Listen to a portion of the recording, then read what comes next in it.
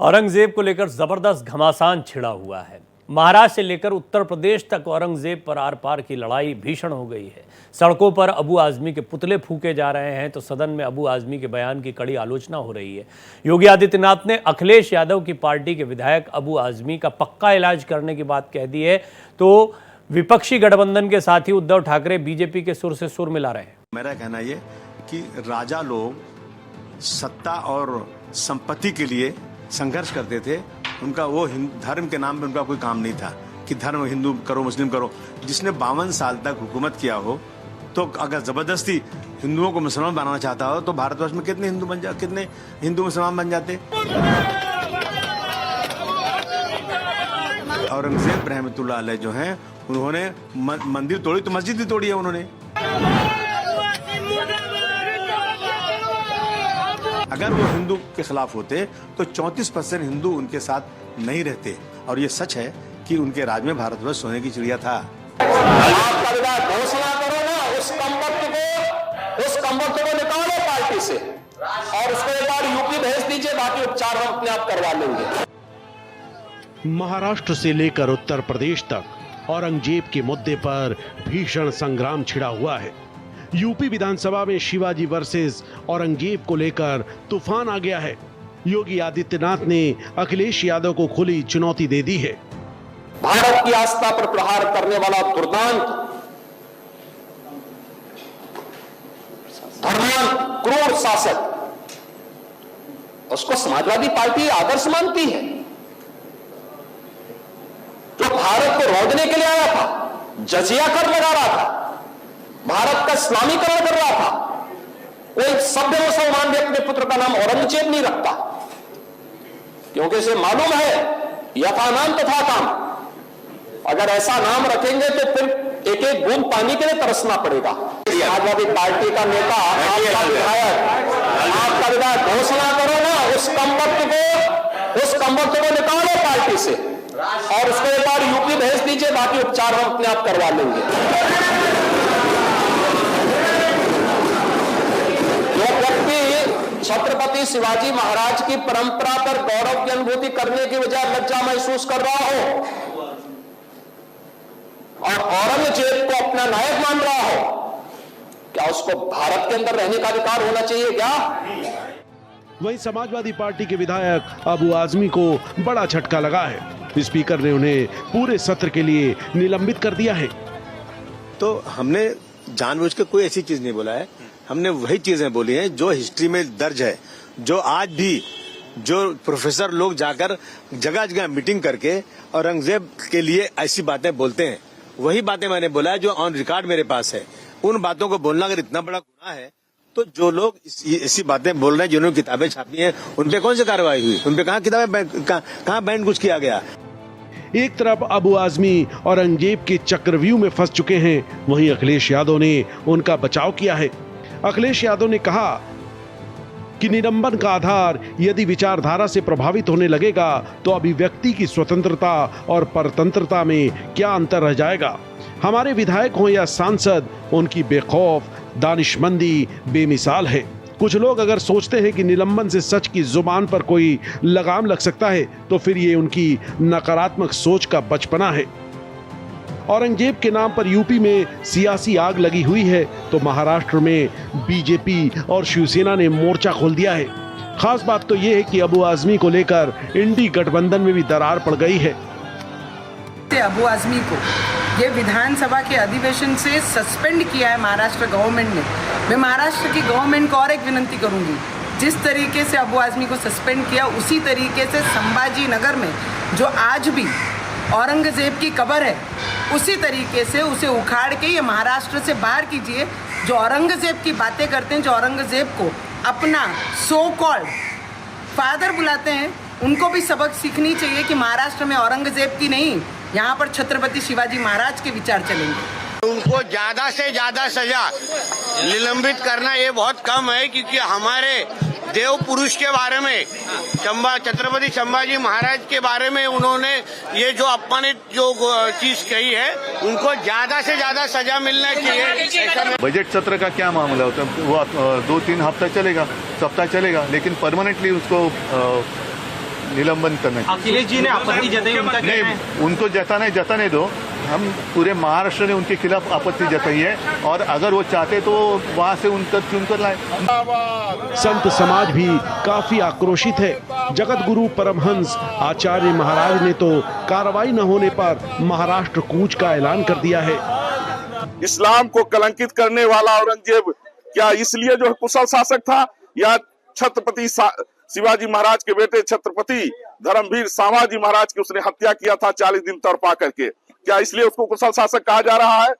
इसलिए मैं मांग करता हूं कि अबू आजमी के ऊपर राष्ट्रद्रोह का मुकदमा पंजीकृत हो, अबू आजमी को फांसी हो, नहीं तो अयोध्या से संत समाज महाराष्ट्र के लिए कूच करेगा। औरंगजेब पर छिड़े विवाद ने राजनीतिक समीकरणों को उलट पलट दिया है। महाराष्ट्र में उद्धव ठाकरे बीजेपी की राह पर चलते दिखाई दे रहे हैं, तो यूपी में बीजेपी के लिए 2027 की सियासी जमीन मजबूती से तैयार हो रही है। Bureau report, Bharat express.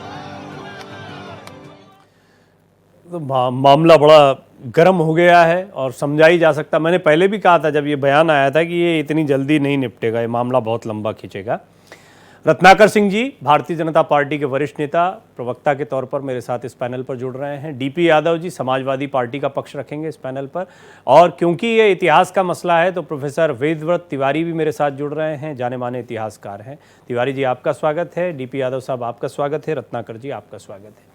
DP Yadav साहब, कहाँ इसको इतना लंबा खींच रहे हैं? इस पर तो माफ़ी मांगनी चाहिए, किनारा करना चाहिए, डिफेंड किया जा रहा है अभी भी, या क्या विचार है आप लोगों को? क्या बताया गया है, औरंगजेब पर क्या बोलना है? जी नमस्कार, जय संविधान, जय लोकतंत्र। देखिए डॉक्टर प्रवीण साहब, अबू आसिम आजमी साहब ने जो बयान दिया था उसको अगर आप अक्षरशः सुनेंगे तो निश्चित रूप से इसमें किसी को कुछ कहने लायक नहीं है। और उन्होंने उस बयान को कहीं ना कहीं फिर क्लेरिफाई भी कर दिया। जिस परिप्रेक्ष्य में उन्होंने बयान दिया, जिस तरह से उन्होंने बातें रखी, तो निश्चित रूप से उसका स्पष्टीकरण भी उन्होंने दिया।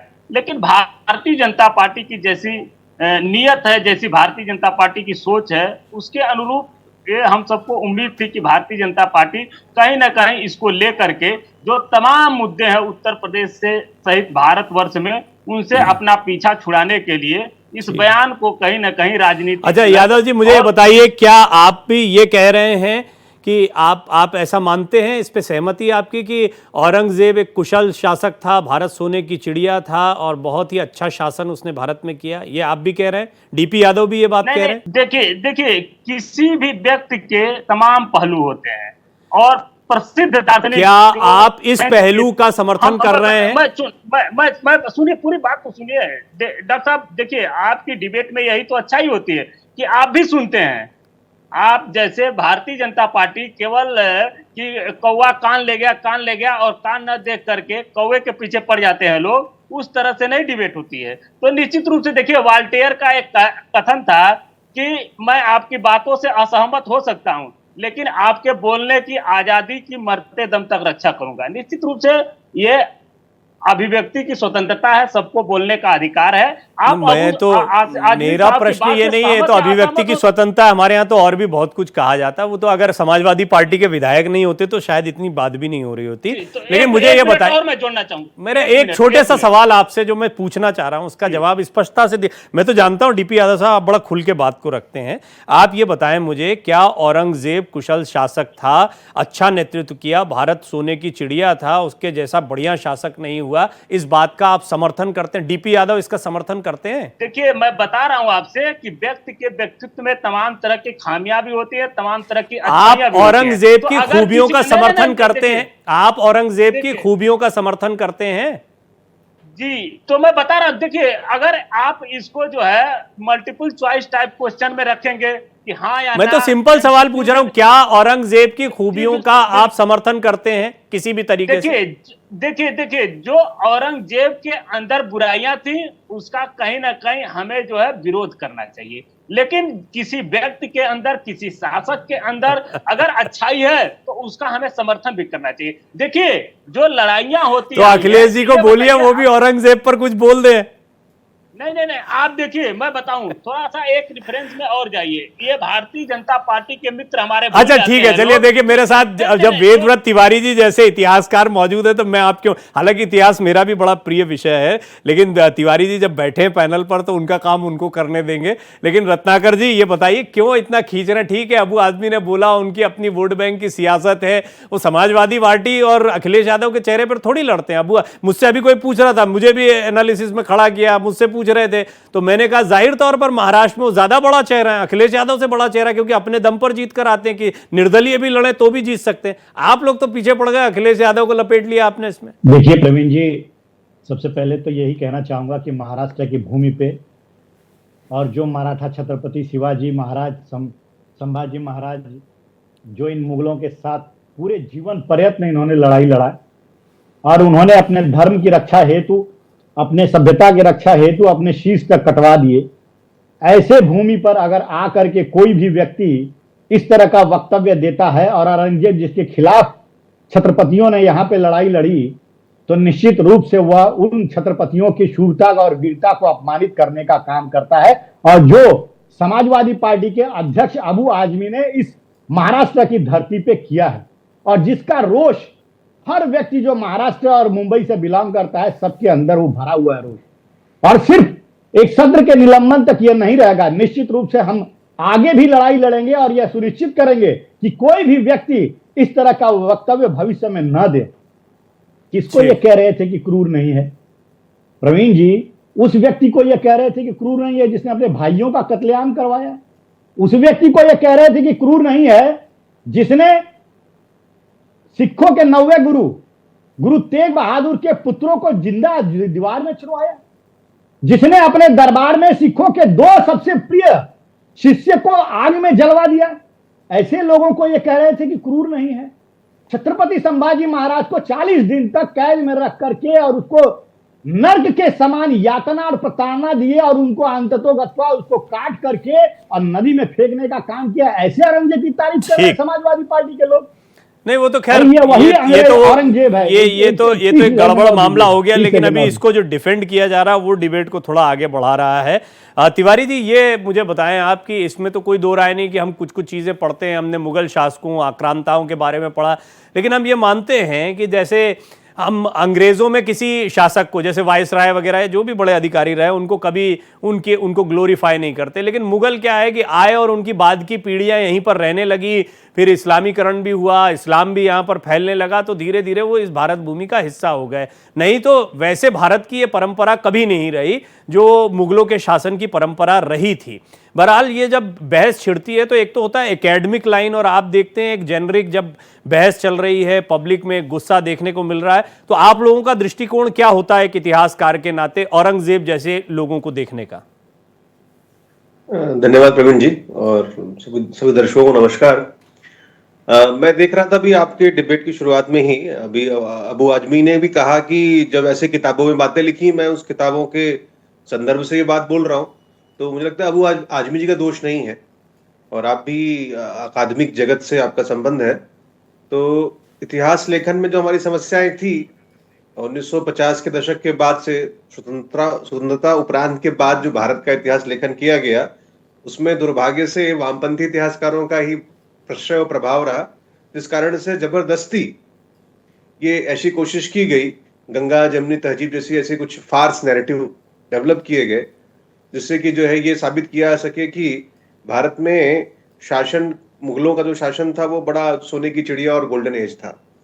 मैं इतिहास का विद्यार्थी हूँ और इतिहास में सबसे बड़ा जो एविडेंस होता है, मतलब जो हमारा हथियार है वो होता है एविडेंस। और आप भी जानते हैं कि दो, चाहे वो जो स्रोत है वो एक साहित्य के माध्यम से होता है और दूसरा पुरातात्विक होता है। जहां तक साहित्यिक स्रोतों की बात करें तो ऐसे एविडेंसेस की भरमार है जो औरंगजेब के व्यक्तित्व को, उसके चरित्र का बहुत गुणगान करते हैं। गुणगान से आशय मेरा यहाँ पे है उसकी क्रूरता, उसकी अमानवीयता, उसकी हिंसक प्रवृत्ति, उसका एक थियोक्रेटिक स्टेट का जो उसका अपना एक अंडरस्टैंडिंग थी, सपना था, वो सब दिखाई पड़ता है। और ये तभी शुरू हो जाता है जब शाहजहां के द्वारा उसको दक्षिण की सूबेदारी दी जाती है।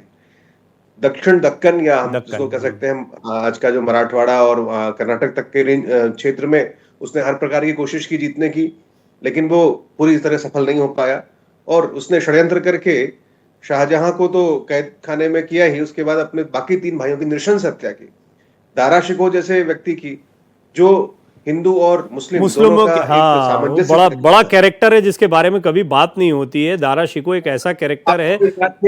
अगर अबू आजमी इस विषय में बात करते तो कितनी अच्छी बात होती, हमें बहुत खुशी होती, लेकिन जानबूझ के इतिहास के पन्नों में ऐसे लोगों को बहुत कम। मुझे आपने बड़ी अच्छी लाइन दी और मैं आपका धन्यवाद करता हूं, क्योंकि हम इतना पढ़ते हैं लेकिन इस बहस में हमने कभी ये जिक्र नहीं किया कि अबू आजमी चाहते तो दारा शिकोह का भी महिमा मंडन कर सकते थे और शायद हो सकता है कि इसका एप्रिसिएशन होता, लेकिन उन्हें औरंगजेब ही क्यों याद आया। रत्नाकर जी कुछ पॉइंट ऐड करना चाह रहे थे, हालांकि मैं यादव साहब से एक सवाल लेना चाह रहा था, लेकिन रत्नाकर जी क्विक आपका अपना जो भी सबमिशन है वो दे। न सिर्फ इतिहास के साथ छेड़छाड़ किया गया, न सिर्फ मुगलों का महिमा मंडन इतिहास में किया गया, अपितु हमारे जो महापुरुष थे, जो वीर योद्धा थे, उनको चंद पन्नों में इतिहास के सीमित कर दिया गया और मुगलों के इतिहास को बाबर से लेकर बहादुर शाह जफर तक सारा किस्सा कहानी उसमें पढ़ा दिया गया, जिसकी कोई जरूरत हम लोगों को नहीं थी।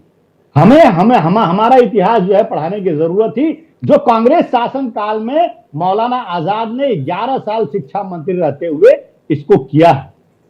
मैं ये कहना चाहता हूं कि क्या जरूरत थी कि आज तक उस लीगेसी को आगे बढ़ाया गया है। आजादी के 75 साल बाद भी आज शहरों के नाम मुगलों शासकों के नाम पे क्यों रखा गया है?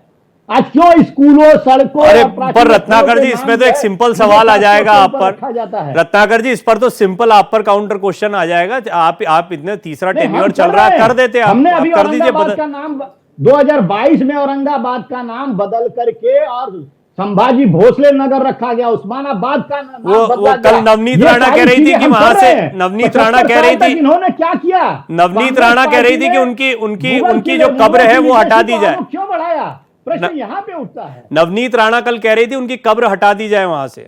रत्नाकर जी, कल नवनीत राणा मांग उठा रही थी कि उनकी कब्र को हटा दिया जाए वहां से। जब औरंगजेब इतने खतरनाक हैं या ऐसा सिंबल है तो क्यों रखना? देखिए प्रवीण जी, मैं तो कहूंगा कि मुगलों के जितने भी नामकरण हैं इस देश में, धीरे धीरे सारे वो नामकरणों को हटा देना चाहिए और हमारे महापुरुषों को, जिनको चंद पन्नों में कांग्रेस पार्टी के, हालांकि ठीक है, देखिए मैंने काउंटर क्वेश्चन कर लिया। मैं रत्नाकर जी इस पे इसलिए नहीं जाऊंगा क्योंकि देखिए जैसा वेदव्रत जी भी जानते हैं कि बीइंग एन एकेडमिशियन हम जानते हैं कि पुरानी चीज़ों की, चाहे वो दुश्मनों की निशानियां क्यों ना हो, एक आर्कियोलॉजिकल वैल्यू होती है। उस आर्कियोलॉजी, अब लाल किले को भी क्या करेंगे, इंडिया गेट को भी क्या करेंगे, सब कुछ जो है गेटवे ऑफ इंडिया को भी क्या करेंगे, खैर वो उन सब का अपना एक अलग, मैं सारा जवाब दे सकता हूं प्रवीण। नहीं ठीक है, मैं समझ गया, वो तो हम इस पर डिबेट बहुत लंबी कर सकते हैं। पर कुल मिलाकर डीपी यादव साहब, एक बात तो साफ है, स्पष्ट है, औरंगजेब का मुद्दा चाहे वो भले ही वो किसी के सवाल के जवाब में दे दिया, जो भी दे, नहीं उठाना चाहिए था।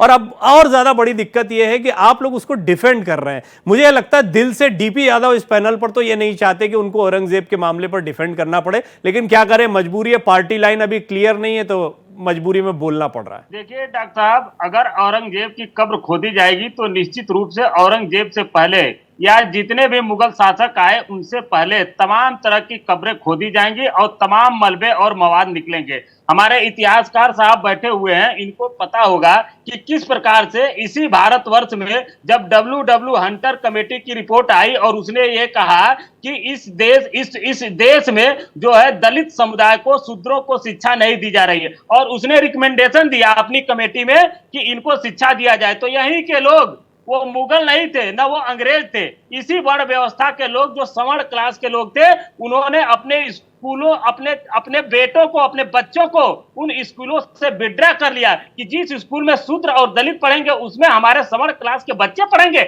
और ये लोग बात कर रहे हैं मुगलों की, अंग्रेजों की। अंग्रेजों ने तो अलग से स्कूल स्थापित ये आए यादव साहब, यही महाराष्ट्र, ये हुई ना प्रवक्ता वाली बात, ये हुई ना कि अभी बात चल रही है, आप ले आए इसको अपने पीडीएम मॉडल पर। नहीं प्रवीण जी, देखिए समाज में इस तरह का जो भेदभाव था, उसके लिए समाज में बहुत सारे संतों ने आंदोलन किया और उस भेदभाव को खत्म करने का काम किया। चाहता हूँ ये यहाँ पे हुआ भारतवर्ष में, ये जो हमारी कुप्रथाएं थी उसको खत्म किया गया। लेकिन इन्होंने मुगलों के इतिहास को, मुगलों के एक मिनट चलिए, वेदव्रत जी कुछ कह रहे हैं, वेदव्रत जी को सुन लीजिए। वेदव्रत जी एक इतिहासकार भी हमारे साथ मौजूद है, नॉन पॉलिटिकल, उनकी टिप्पणी भी सुन लेते हैं। बोलिए वेदव्रत जी। डीपी यादव जो कह रहे हैं वो सही कह रहे हैं। एक ऐसा दौर था जब ये जातिपात, भेदभाव, छुआछूत था, और जो कह रहे हैं वो हंटर कमेटी की रिपोर्ट की मैं उसको एक्सेप्ट भी करता मानता हूं, लेकिन ये कहा जाना कि ये भारतीय सनातन परंपरा का अभिन्न अंग था और शुरू से ऐसा होता आया था, तो ये गलत है। ये इंस्टीट्यूशनल प्रैक्टिसेस नहीं थी। ये समस्याएं जो है वो समय के साथ साथ पैदा हुई। न तो हमारे यहाँ पर्दा प्रथा थी, न हमारे यहाँ इस प्रकार की जाति प्रथा थी, न हमारे यहाँ जिसको हम बहुत सारे जो अनटचेबिलिटी, ऐसे कोई कॉन्सेप्ट नहीं थे। मैं आपको ऋग्वेद काल से लेकर के ऐसे बहुत सारे उदाहरण दे सकता हूं जहां पे जो जन्मना वो उनका कुछ और वर्ण था, लेकिन खैर वो गुजरे दौर की बात है। हम तो एक ऐसी बच्ची को भी देख रहे हैं जो रिजर्वेशन में अच्छा नंबर आने के बावजूद, हम एक ऐसी सवर्ण बच्ची के बारे में भी खबर पढ़ते हैं, हाल की खबर है कि उसके नंबर अच्छे आए हैं, लेकिन क्योंकि कट ऑफ लिस्ट सवर्णों के लिए या सामान्य वर्ग के लिए वहां तक नहीं आई तो उसने खुदकुशी कर ली, जैसी दुखद खबरें। तो भेदभाव किसी तरह का नहीं होना चाहिए, फिर वो तो एक लंबी बहस हो जाएगी और मैंने कहा ना ये विषयांतर हो जाएगा। लेकिन बताना चाहता हूं कि ये जो बात है ये समस्याएं थी और समस्याओं को हमारे लोगों ने हमेशा समस्याओं पर टैकल किया है। और मध्यकाल भारत का इतिहास देखें तो संत परंपरा जो है, भक्ति आंदोलन जो है, वो इसी के खिलाफ मुखर होती है। जहां साउथ से लेकर नॉर्थ तक ये जातिगत भेदभाव, छुआछूत के खिलाफ एक आंदोलन है, और वो हम देखते हैं आधुनिक भारत में भी है। खैर, अब जो हमारे आज के बहस का मुद्दा है, मैं औरंगजेब की बात कुछ और करना चाहता हूं। जो ये लगातार मुझे समझ नहीं आ रहा है, इसमें इतने अधिक प्रमाण है।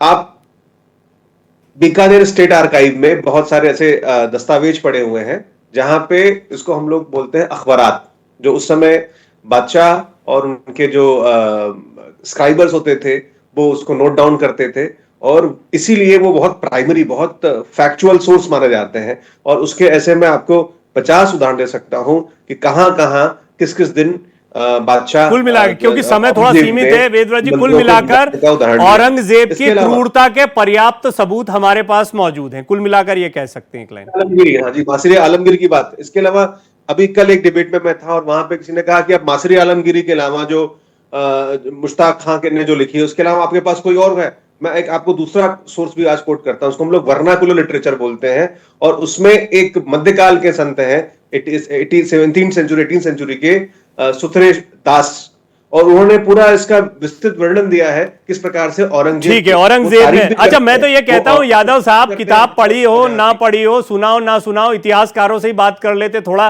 तो औरंगजेब के पॉजिटिव पहलुओं के बारे में इतना सोचना नहीं पड़ता आप लोगों को।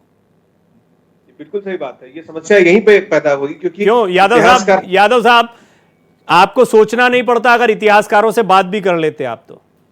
जी, मैं देखिए, मैं बार बार ये बात कर रहा हूं कि अगर इतिहास को कुरेदा जाएगा तो बहुत से मलबे मवाद निकलेंगे। निश्चित रूप से इस देश में दलितों और पिछड़ों के साथ जितनी जातियां हुई हैं, आपका एंगल समझ गया, नाइंसाफी हुई है, ठीक है, वो सारी बातें सामने ठीक है, मैं समझ गया कि आप लोग अभी कैसे डिफेंड करेंगे इसको, और आपका जो मामला जातिगत मामलों पर आप जाते हैं उस पर इसको लेकर जाएंगे। लेकिन रत्नाकर जी, एक बैठे बैठाए मुद्दा तो आपको मिल गया। मुझे नहीं लगता कि आप लोग अभी आसानी से इस मुद्दे को छोड़ने वाले हैं, क्योंकि मैं देख रहा हूं कि अब इस मुद्दे पर चाहे यूपी की विधानसभा हो, केंद्र के तमाम चेहरे हों, वो लगातार हमलावर दिखाई दे रहे हैं, और ये बात अबू आजमी तक सीमित ना रहकर अब कांग्रेस तक और विपक्षी गठबंधन तक चली गई है। इस पर आगे भी बात करते रहेंगे। फिलहाल समय इतना ही था। रत्नाकर जी आपका धन्यवाद, डीपी यादव जी आपका धन्यवाद, वेदव्रत जी आपका विशेष धन्यवाद, आपने इतिहास की जानकारी दी।